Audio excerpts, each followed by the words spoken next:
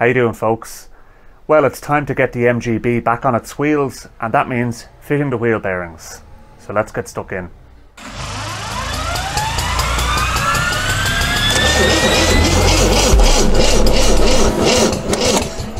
So after a particularly vigorous drumming session on my part, I decided that, you know what, I want to do a bit of tinkering today, but I don't want to do it on the Beetle. The Beetle is just wrecking my head at the moment. So the MG needs a bit of love and attention. Having been up at the shed there looking at the van kind of made me want to do a little bit more on it. So yeah, I think it's time to have a look at that again. So the first thing we need to do is we need to fit the wheel bearings to the hubs, because I want to get the hubs refitted to the car with the new brake discs, and I want to get the steering rack installed. So the exercise of this video is going to be to do all of those tasks. So fitting the steering rack and fitting the wheel bearings and fitting the hubs and fitting the wheels and getting it off the axle stands. By and large, fitting wheel bearings is not exactly a particularly taxing job, but unfortunately in this instance there is the unknown of these shims. Now, I need to figure out what the story is with them, because normally you don't have to shim tapered roller bearings. They just, you put them in and you tighten the nut up and you back it off maybe about a quarter turn, just to give a little bit of slack, and that's the job done. But of course not in an MG. Same with the steering rack, incidentally. There's also shimming to be done on that in order to align the steering column. So a bit of fluting around to be done, unfortunately. So yeah, I'm going to have a quick read and we'll figure out how this works. Yes, it's a Haynes manual, and some argue that these are the greatest work of fiction since Tolstoy's War and Peace, but it's all I have to go on, that and other helpful characters on YouTube who make videos like myself and are trying to help. So anyway, look at it. Let's have a quick look and see what we're dealing with here. So front hubs, description removal, dismantling and refitting, so long as it doesn't go to reinstallation as the reverse of removal, because you swear in different places. So let's have a look. Okay, so I have an exploded diagram here which kind of gives us a bit of indication as to what the order of the installation is. So it does say to me to install the bearing spacer.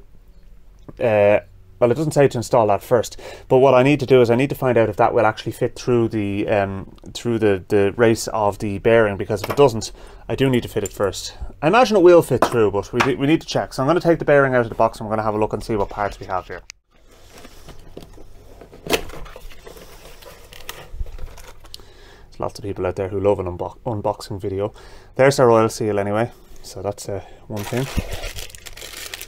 That's our inner bearing, sachet of muck, grease to put on it, and that's the outer bearing. Okay, so, well actually that'll be the inner bearing, that's the outer bearing. Anyway, look, it doesn't really matter. Well, it does, but we know what way it goes. So yeah, right, so we have a sachet of the correct lubrication, which I will be using. Personally, I don't think there's actually enough in that sachet. We'll be probably using a bit ourselves. So the first thing I'm going to do is I'm going to use, I'm going to take the bearing out of its packaging and I'm going to have a look and see if this, yeah, that easily fits through there. Okay, so that's grand. So what I basically want to do is I wanted to find out, can I knock these raceways, the outer races, into the hub without completely scuppering myself, and meaning I'm going to have to take them back out again. So yeah, let's do that first of all anyway, and then we can go from there. Okay, so what I have here is I have an old hub off the car. The reason I'm setting up like this is simply because of the fact that the car isn't actually beside me here. It's up in the shed and I'm down in my garage. So for the moment I'm going to do a kind of a dummy installation, and then I'll take it all off this hub and fit it onto the correct hub. So that there is going to go on now anyway, so we can actually fit that as literally just a spacer that just lifts the whole assembly away from the bottom of the stub axle and holds the seal in place. So the next thing we're going to do is we're going to tap our inner race even, onto the, or into the inside of the hub down here. So you can do it with drift. You can do it with a drift. If you have a press, well and good. Lucky you. I don't. I do, but I don't have the correct doodly firkins for pressing it into place, so I'm kind of stuffed in that respect. So I'm going to just clean everything up here, make sure it's all kind of properly, nicely clean. Just give it a little squirt of the old there, and we'll start assembling. I've had a brainwave. I'm going to use this bearing, which is the old bearing, in there, that on there, and I'm going to just give it light pressure, and I'm going to just see if that will actually work for pushing the oh yeah. Well, let's have a look and see now. I'm not going to go mad on it because I don't want to damage the bearing.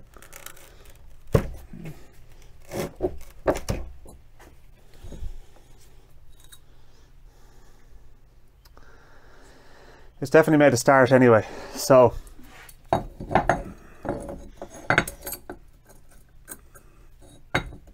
we'll continue down this course of action.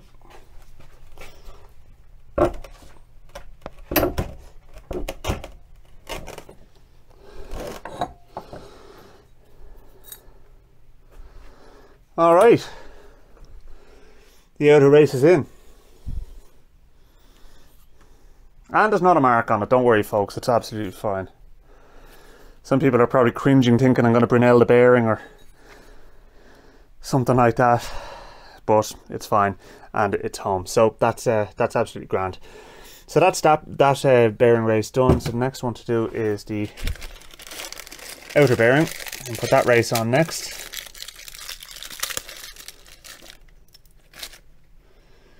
So I'll go in here, and again use the old bearing to drive it home. Oh, the joys of it. Okay, that's not going to work. It won't get in underneath the press enough because it kind of comes up the way. But yeah, I suppose what we could do, no, it won't fit that way either. I'll tap it home with a drift and a hammer.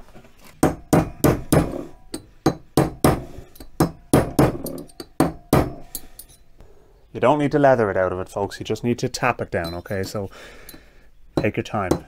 You feel the kind of change in tone a little bit when you're home. So that's down fully there now. So that's the two races installed. Now, if you remember, I checked to make sure that this would go in. So that is actually going to, basically it takes up the space between the two bearings. I'm going to just give that a little clean first of all, and then we're going to install that.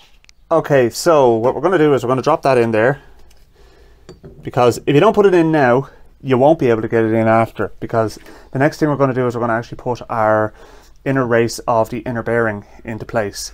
And what we need to do in order to do that is we need to lubricate it. So we'll use some of this spooge. It comes with the bearing, so we may as well use it. I'll pack this up a lot better afterwards. This is just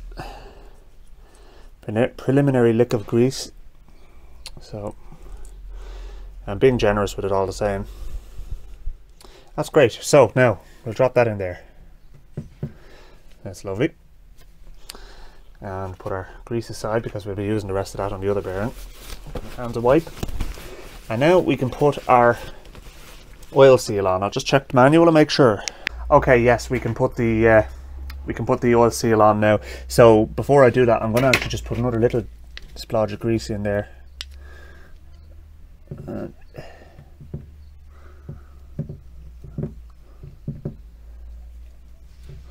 All right, just should be enough now at this stage, and our oil seal goes in next.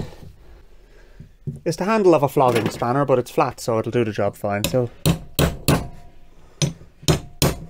now that's basically that home. So I'll just give a couple more taps.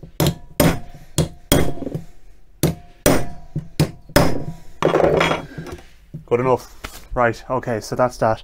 So now let's have a look at installing it onto the hub over here. So we'll get you guys in a bit closer and we'll start doing that. Alright, so now what I'm going to do is I'm going to pop the whole assembly down over. There we go. Okay, so that's in place there now. Right. So now what we can do is we can pack our our outer bearings inner race with grease and get that installed next. So that's the next process. I haven't forgotten about the shims. There's a process here, so we will follow the process. It does kind of detail it, but just stick with me here. We'll get there in the end, and all going well, it'll work. So I'll just I'll get the bearing greased up here. And he presses the record button again with a greasy finger. Lovely. Okay, so let's pop this little bad boy in. There we go. That's in, and stuff it full of grease.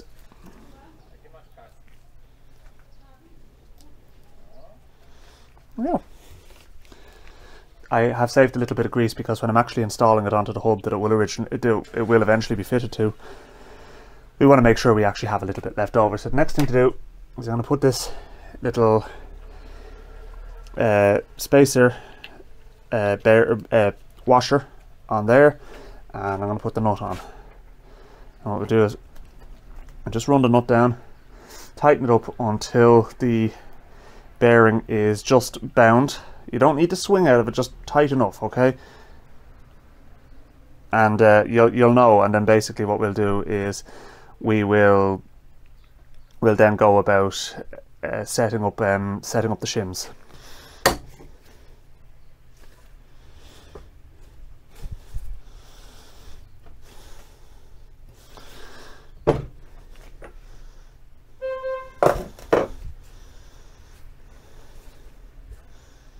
Okay, so the bearing is now tight. It can turn, but it's tight. Okay, so there's no play in that whatsoever. So now what we need to do is we need to get about 3 thou of play. How the hell I'm going to measure that, I'm not exactly sure. I don't have a depth style gauge to do it. So I have a funny feeling we're going to be eyeballing it. Listen, 3 thou is about the size of a human hair, so we're not going to go too mad on it, okay? If I think there's too much play in it, I'll know. Any play is what I'm looking for. Alright, so I'm looking at the section in the Haynes manual telling us how to do this job. So, assemble the hub onto the axle, fit the retaining washer and castellated nut and tighten the nut until the bearings bind. We've done that, thus ensuring that the outer races are pulled tightly against their locating flanges inside the hub. Done. Okay, right. Remove the nut, washer and outer bearing. Insert sufficient shims to give slightly excessive end float. I see, end float. Shims are available in thicknesses of 3 thou, 5 thou and 10 thou. And then refit the bearing, washer and nut and tighten the latter to the specified torque. So we need to find out what the specified torque is. God forbid it would actually tell you in the J's paragraph. But we'll take all of the gubbins off and we'll put a couple of shims in. I'm going to start by putting the shims in that came out of it.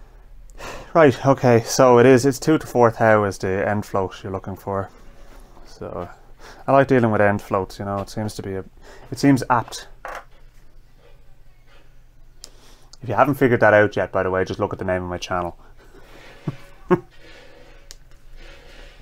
Yeah, okay, so take these lads out. Pop that back in. Now, as I said, I'm going to put the same shims in that came out of it, so they can go down there.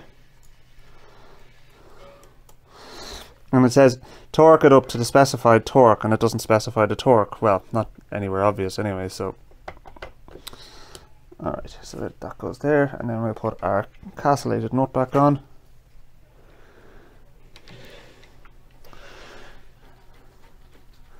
What kind of irks me a little bit is the fact that it didn't come in a new split pin. I'll have another look in the box, maybe there is one in there, I just didn't see it, but I don't think it did. So, just nip that up. Let's see now. There is a tiny little bit of end float in there. Yeah. Alright, let's torque it up. I personally would think that that's actually alright the way it is there now. So we will we'll actually torque that, and I'll find out what the torque value is, and then I'm going to call it at that and basically say that that's okay. It's certainly turning okay anyway, so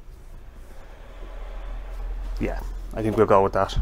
40 to 70 foot-pounds of torque is what they're looking for, so that's it's going to get 50.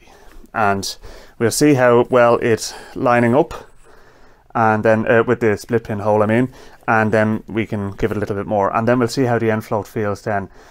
And then I'm going to obviously have to take everything back off again, and we're going to have to see how it is on the new hub. We're still going to be looking for roughly the same end float, and once we have that correct, then we will we'll be good to go. So let's see, that's Newton meters, foot pounds.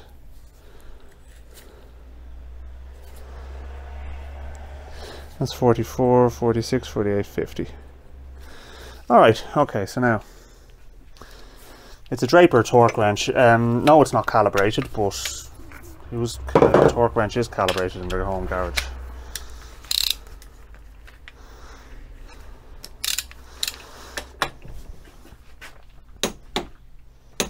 All right, so now you don't need to go swinging out of these things, and then you basically turn it until the first alignment hole. So let's see how our end float is feeling.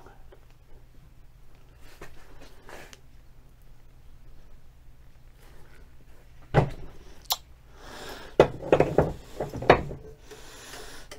might just give the vise a little bit more of a tighten.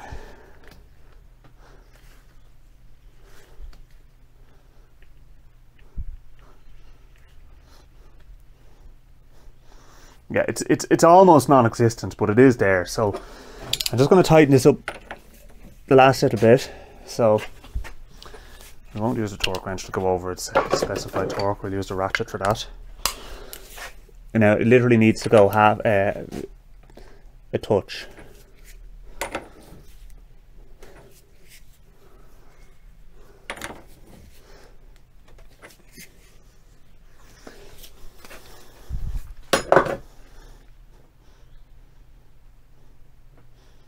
Yeah,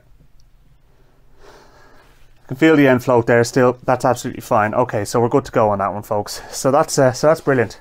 So that is one wheel hub assembled.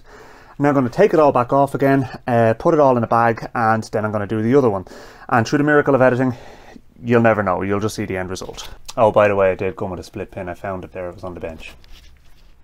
Well, it's the following day for me now, and I am absolutely thrilled to be back working on this car, to be honest with you.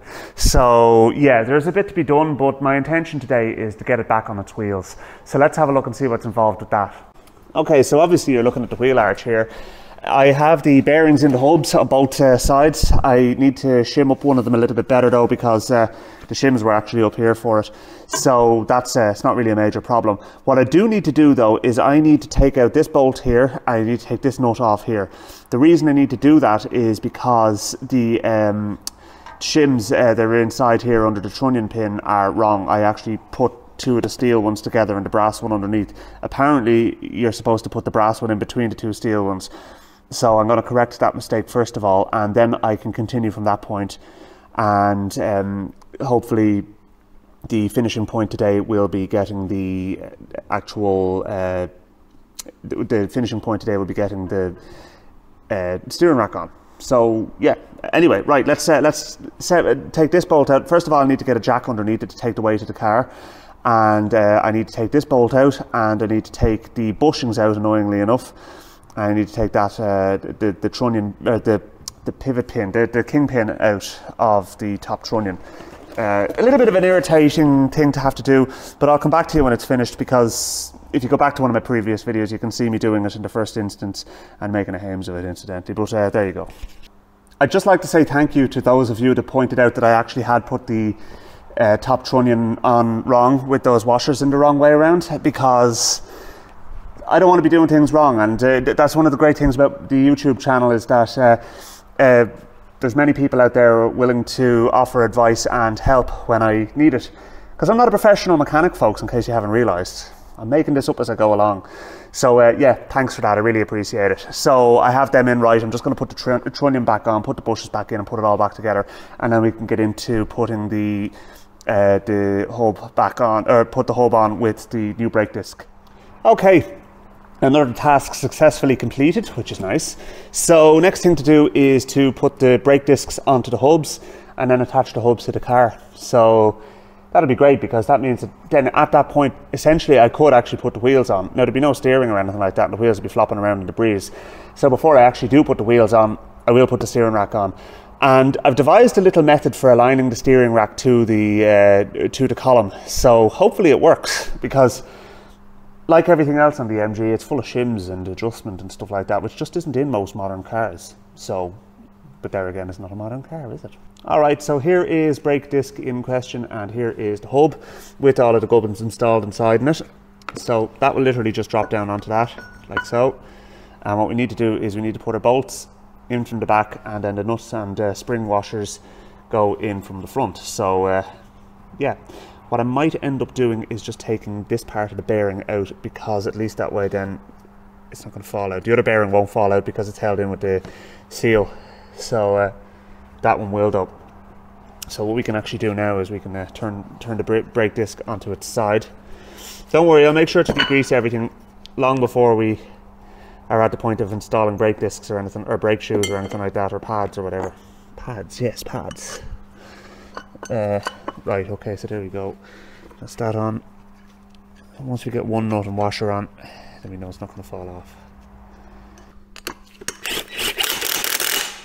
Done. Right, okay, so that's the brake disc installed onto the hub. So next thing we need to do is install this whole assembly onto the car. First things first, little clean, bit of brake cleaner, make sure everything is ready to go back together.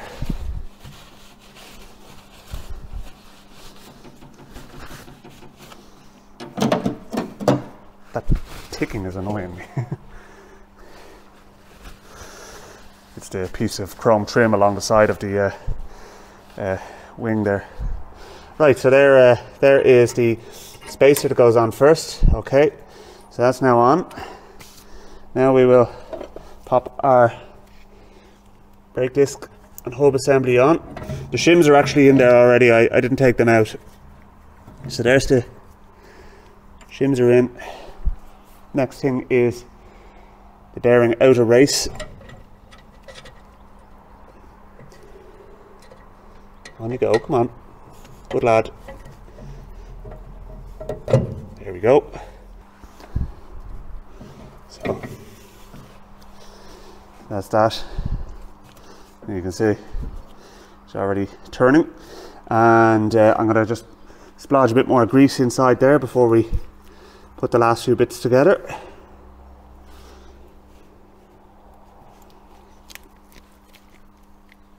This is high melting point grease is what this is. So the wheel bearing can get a bit hot when it's operating. So there is our tab washer and our castellated nut. And what we do now is we tighten up our castellated nut to 50 foot-pounds. And then we just pull it up enough past that point to line up the split pin hole. And then we'll put our split pin in, put our grease cap on, and that's this side done. So it's pretty much it's that straightforward. At least I think it's straightforward anyway.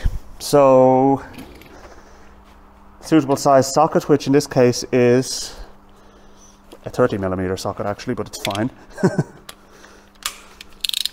So set a torque wrench to 50. I'll just double check the numbers there, but I'm 90% sure it's 50. 40 to 70 is actually the specified torque, so yeah, you do have a bit of scope. So I'm going 50 anyway.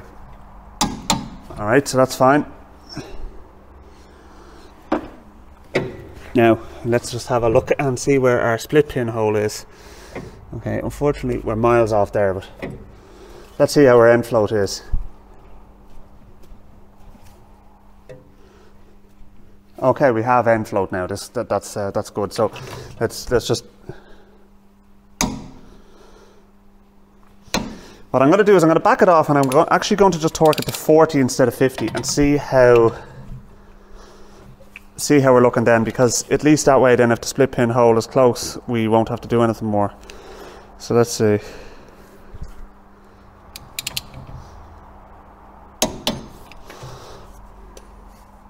No, we're still miles away. Oh, of course, there's two split pin holes in this. We're actually literally just there, so there's just a tiny little bit more to go. All right. A bit more.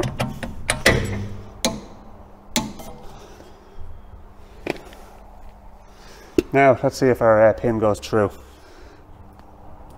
There are two possible ways of putting a split pin in. There's the one where you bring the one leg around the front and then the other one tucks down just a little bit towards the back. Or you can bring it through and just hook one leg either side of the castellations. To be honest with you, although it says in aviation standard practices you're supposed to go with the one leg in front of across the top of the bolt shank, in this context it's really not going to make a difference. And to be honest with you, I'm going to go crossways, because what'll end up happening is the head of the split pin is just going to get fouled on the hub as I'm trying to put it in if I do it the other way.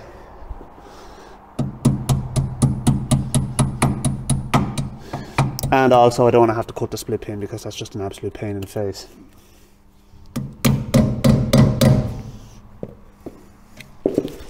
You need to get it down far enough so that you can get the grease cap on. That's what I'm trying to do here.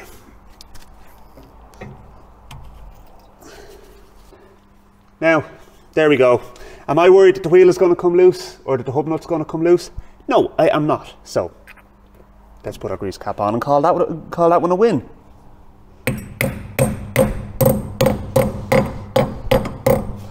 And that, folks,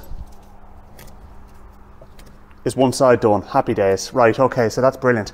So now I could actually put a wheel on that side, but let's get the other side done. All right, so we're making progress. Both hubs are on and the split pins are in, the dust cap is on. So technically speaking, I could actually put this car back on its wheels now. Now I'm not going to, because the next thing I'm going to do now is put the steering rack in. The column I just put in myself just there now off camera. Basically you just shove it through the hole and put the 3 bolts in. Pretty basic stuff. When you don't have the shroud around it and all that, it's grand. Now there may or may not be a little bit of shimming involved there. I'm going to have to assess that in the future, but for the moment let's get the rack offered up and see what's involved in getting that installed. I think we're in for a serious thunderstorm here, because it's about 25 degrees out and my god, the heavens have opened. Big old fat rain. Yeah, bloody hell, that's serious. That's more like kind of rain you get in tropical countries. Anyway, enough about the weather. You'll have to excuse the noise of the rain. There's not much I can do about it. I don't really know how noisy it is coming out on the camera, but anyway, look, we can soldier on. And I'm getting wet here.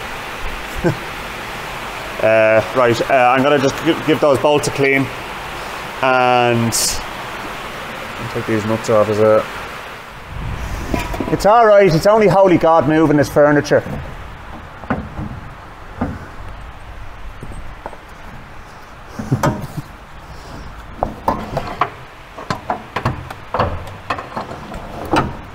Oh, you can't be serious.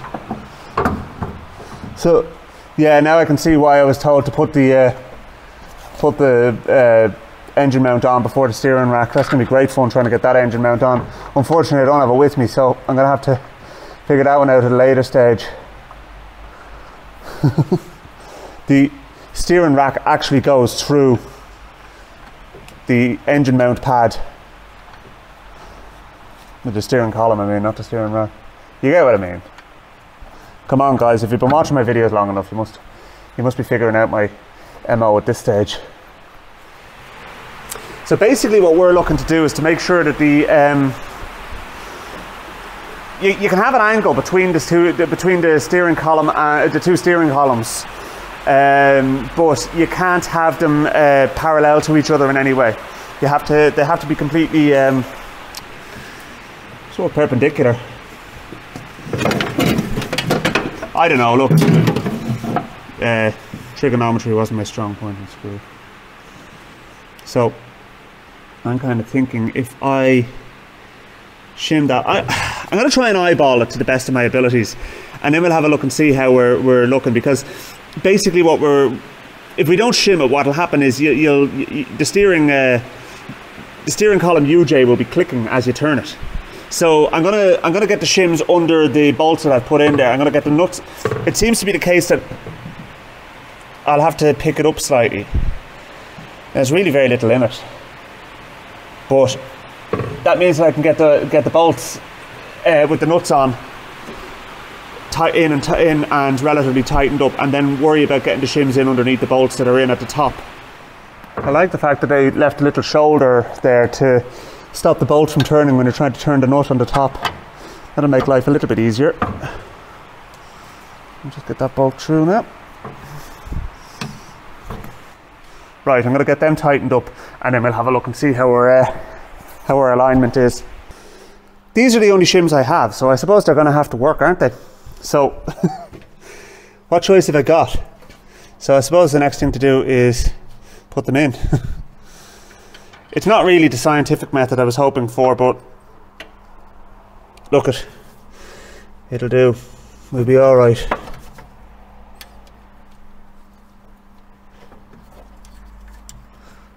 I'm going to have to loosen off those nuts a little bit. I was hoping I'd be able to slip them in underneath, but no.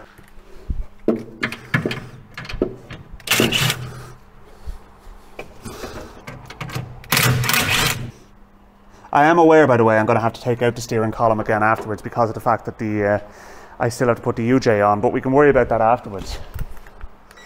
Hopefully.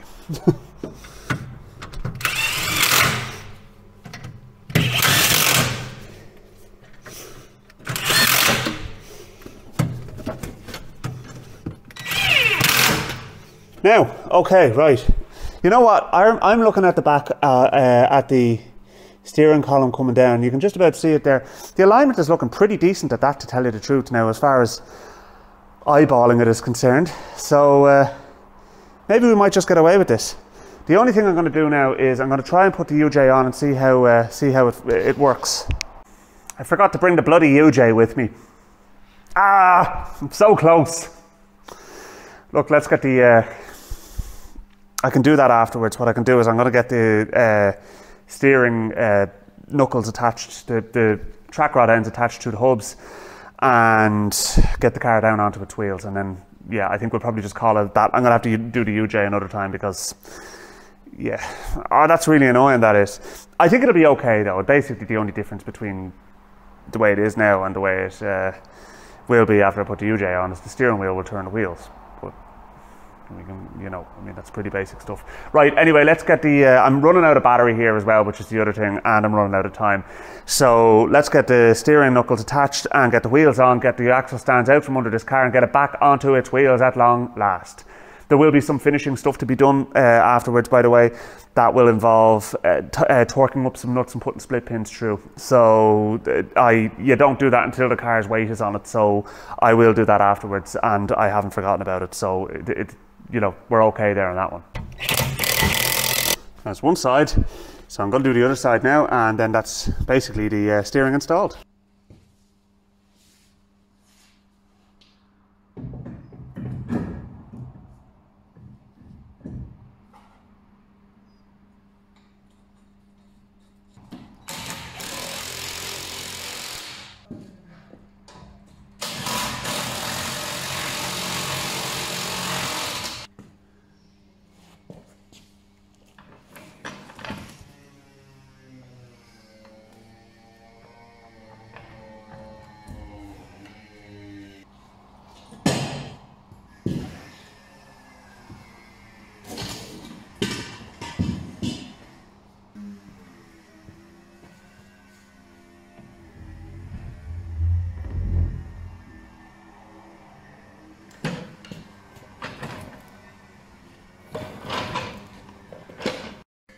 Unfortunately, my camera battery did die, but anyway, look, I have my phone with me, so at least we can continue on from this point.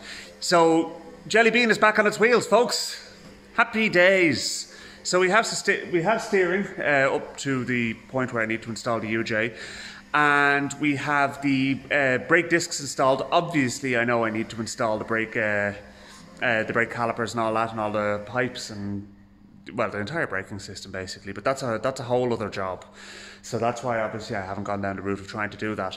But yeah, so anyway, look, I'm delighted to see it back on its wheels at long last. So yeah, anyway, plenty more to do, and there's plenty more to do on my Beetle. I'm going to be doing a bit of tinkering on the van over the next while as well. So there's lots happening in the world of Enfloat. So please don't forget to hit subscribe and like this video, and I will keep you updated with my progress, and I will chat to you soon. Thanks for watching. It kind of looks a bit mad, doesn't it, the way it's sitting up at the front, because there's no weight of the engine or gearbox in it, and the springs are only new, so they haven't settled either. It kind of reminds me of the DeLorean in Back to the Future 3 after they did all the conversion work on it in 1955. The way it was kind of sitting up like it was on stilts. But yeah, I think it's cool. But it's not going to be like that forever. I mean, it'll be dropped down probably another 3 inches. The 75 plus GTs do sit that little bit higher on their wheels because of the requirements of the US to have the bumpers at a certain height and all this kind of carry on. So yeah, they actually jacked up the suspension and then they put the rubber bumpers on, which incidentally I don't actually mind. I think they look kind of cool. So yeah, I know they're sort of they're a bit Marmite, you know. Some people hate them and some people love them. I actually love them. I think they look really cool. But that being said, I wouldn't say no to a chrome bumper GT either. To quote Kelsey Grammer in Down Periscope, she may not be the youngest girl at the ball, but she'll turn a head or two. I had to give it a bit of a wipe down. I think it looks a hell of a lot better now.